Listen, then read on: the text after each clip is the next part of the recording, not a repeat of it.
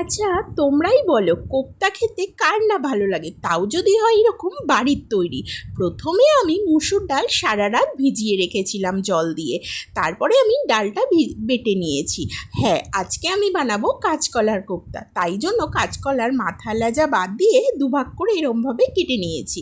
আমি আজকে মুসুর ডাল ব্যবহার করেছি, তোমরা এখানে চাইলে মটর ডালও ব্যবহার করতে পারো। সমস্ত কাঁচকলা কেটে এবং পরিষ্কার করে জল পাল্টে ধুয়ে নিয়েছি এবং একটু লবণ আর হলুদ দিয়ে সমস্ত কাঁচকলাগুলো আমি সিদ্ধ করে নিয়েছি।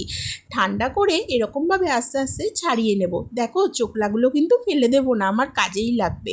তারপরে কাঁচকলাগুলো হাত দিয়ে ভালো করে এটাকে মেখে নিতে হবে প্রথমে। তারপরে একে একে সমস্ত কিছু এর মধ্যে দিয়ে দেবো।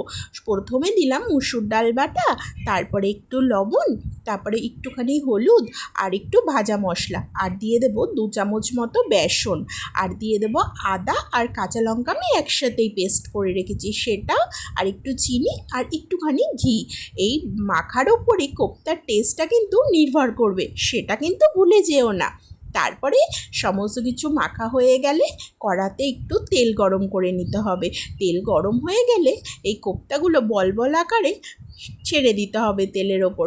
তেলের ফ্লেমটা কিন্তু একদম কমিয়ে রেখো, যাতে আস্তে আস্তে করে ভাজাটা ভিতর থেকেও হয়ে যায়।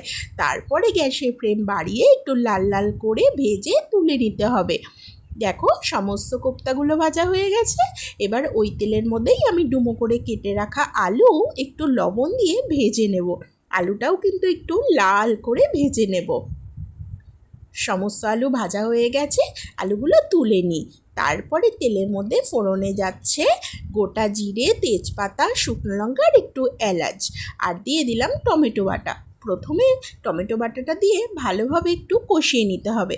তারপরে রেগুলার মশলা, ওই জিরে গুঁড়ো, ধনে গুঁড়ো, লঙ্কার গুঁড়ো, আমি এখানে কাশ্মীরি লঙ্কার গুঁড়ো ব্যবহার করেছি যাতে কালারটা খুব সুন্দর আসে। তারপরে সমস্ত মশলা কষিয়ে নিতে হবে। তারপরে দিয়ে দিলাম লাস্টের দিকে আদা আর কাঁচা লঙ্কা বাটা, এটা দিয়েও ভালোভাবে একটু কষিয়ে নিতে হবে। আজকে আমি কোপ্তাটা নিরামিষভাবেই রান্না করছি। তারপরে একটু হলুদ দিয়ে দিলাম, তারপরে ভেজে রাখা আলুটা দিয়ে আবারও ভালো করে কষিয়ে নিতে হবে। হাতে একটু সময় নিয়ে ধরে ধরে রান্নাটা কষিয়ে কষিয়ে করলে রান্নার টেস্ট কিন্তু অনেকটা বেড়ে যায়। দেখো, আলুটা দিয়েও ভালোভাবে কষিয়ে নিয়েছি, তেলটা এক্কেবারে ছেড়ে দিয়েছে। এইবারে আমি ঝোলের জন্য জল দিয়ে দেব। ঝোলের জন্য জলটা একটু বেশি করেই দিও, নাহলে সমস্ত কোপ্তা টেনে নেবে। তারপরে লবণ দিয়ে ফুটতে দিতে হবে। যখন দেখবে আলুগুলো একদম সিদ্ধ হয়ে গেছে, ভেজে রাখা কোপ্তাগুলো সমস্তটা দিয়ে দেবে।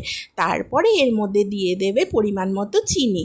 চিনি না দিলে নিরামিষ রান্না খেতে অতটাও ভালো লাগে না। দিয়ে দিলাম গোটা কয়েকটা কাঁচা লঙ্কা, গরম মশলা গুঁড়ো, আর দিয়ে দেবো একটু ঘি। ঘিটা দিয়ে গ্যাসটা অফ করে খানিকক্ষণ ঢেকে রাখবে। দেখো, গরম গরম কোপ্তা একেবারে রেডি হয়ে গেল। আমার রেসিপিটা বাড়িতে বানিয়ে একবার কিন্তু কমেন্টসে জানিও কেমন লাগলো। সবাই ভালো থেকো।